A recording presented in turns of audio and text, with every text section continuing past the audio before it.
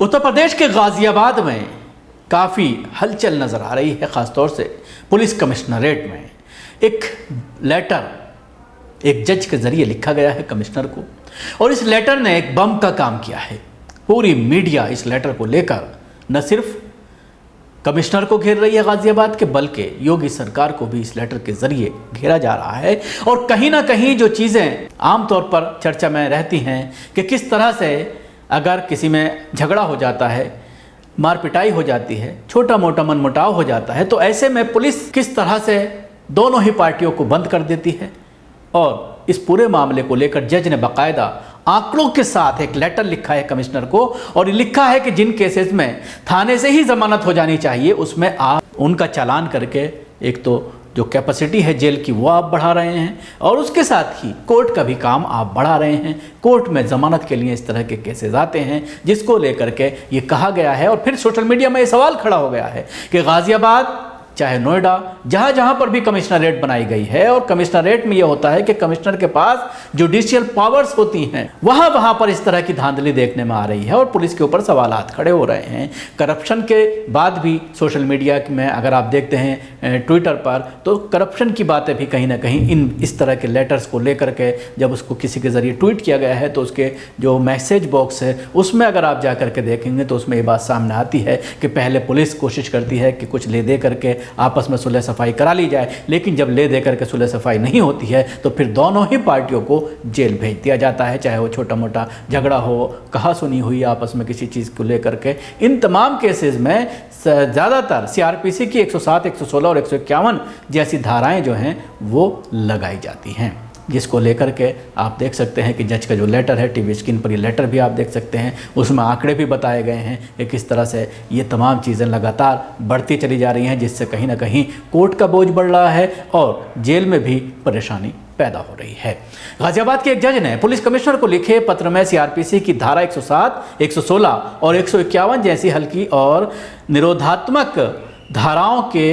में बंद कैदियों की तरफ ध्यान आकर्षित किया है। एडीजे सुनील प्रसाद ने आरोप लगाया है कि जेल में बंद बंदियों से बातचीत के दौरान पता लगा है कि कार्यालय मजिस्ट्रेट न्यायालय में कोई सुनवाई नहीं है और एक तरफा फैसला दे दिया जाता है। डिस्ट्रिक्ट लीगल सर्विस अथॉरिटी के सचिव अपर जिला जज एडीजे सुनील प्रसाद ने 31 मई को एक पत्र गाजियाबाद पुलिस कमिश्नर अजय कुमार मिश्रा को भेजा है। न्यायालय ने इस पत्र में बताया है कि जिले के डासना जेल में 1 मई से 29 मई 2023 तक 535 बंदी धारा 107, 116 और 151 सीआरपीसी के तहत बंद हुए हैं, जबकि मई 2022 में इन धाराओं में सिर्फ 8 बंदी जेल में बंद हुए थे। उन 535 बंदियों के अलावा अन्य अपराध में 562 बंदी जेल में बंद चल रहे हैं, यानी करीब 48% बंदी वो हैं जो बेहद मामूली धाराओं में जेल की सलाखों के पीछे पहुंच गए हैं। नवंबर 2022 में उत्तर प्रदेश सरकार ने गाजियाबाद, आगरा और प्रयागराज में पुलिस कमिश्नरेट प्रणाली के लागू करने के आदेश दिए थे। उत्तर प्रदेश में अभी 7 ऐसे ज़िले हैं जहां ये व्यवस्था लागू है। ये व्यवस्था लागू होने के बाद जिन लोगों का हल्की धाराओं में चालान होने के बाद सब डिविजनल मजिस्ट्रेट के न्यायालय में प्रस्तुत किया जाता था, उन्हें अब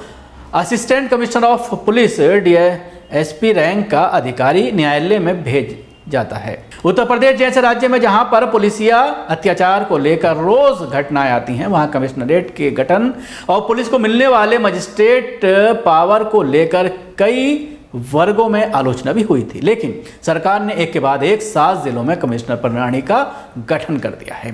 न्यायाधीश सुनील प्रसाद ने बताया है कि उन्होंने जेल में जाकर बंदियों से बातचीत की। बंदियों ने बताया कि कार्यपालक मजिस्ट्रेट कोर्ट में कोई सुनवाई नहीं होती, एक तरफा आदेश जारी कर दिया जाता है, जबकि नियम है कि पक्षकार को सुनवाई का पर्याय मौका दिया जाए। कुछ बंदियों ने न्यायाधीश को यह भी बताया है कि कार्यपालक मजिस्ट्रेट के द्वारा सत्याधिक राशि निर्धारित कर दी जाती है, जिसे देने में सक्षम नहीं है। इस वजह से भी बंदियों को जमानत मिलने में देरी हो रही है। तो आप देख सकते हैं कमिश्नरेट तो बना दिया, लेकिन जिस तरह से